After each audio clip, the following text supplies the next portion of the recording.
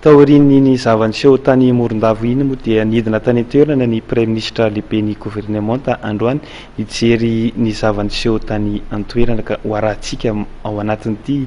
fanadidina manaraka ity ny mahakasika izay.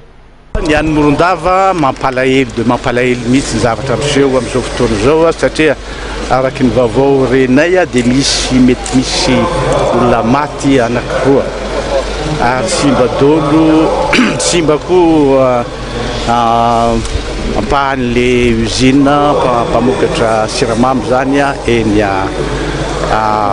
iny moa tsy centre iny usine azo amboarina ihany fa ny ain'olona zay very dia tena mampalahelo tokoa ka izy io efa zavatra misy fangatana maromaro zany efa nataon'zareo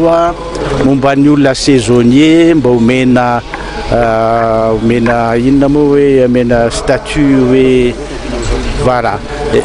diary misy koa ny sasany hoe nagataka fiakarany fampisolotana karama na sahala amin'izany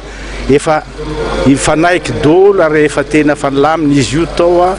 kanefa tsy fantatro ndray inona ny zavatra niseho tato aoriana fa misy ihany moa ny olona zay mahita ny tombontsoany sy ny namany amin'ny fikorontanana mampalahelo zavatra mampalahelo nefa tsy zareo maty fa ny olona natosiky zareo hanao zao zavatra zao. Ny gendarme dia manao ny asany moa ary tsy maintsy miarete zay olona hitany fa olona mety hanatondra fa fikorontanana eo amin'ny fiainam-bahoaka zay zany no fandehany ao ka izahay tsy maintsy makany midina any Morondava hitadalana zay zao raha mahita avion zay dia androany ihany angamba dia mandeha mba hiresaka amin'olona any satria mampalahelo zavatra mampalahelo indrindra dia ny fahafatesana satria tsy azo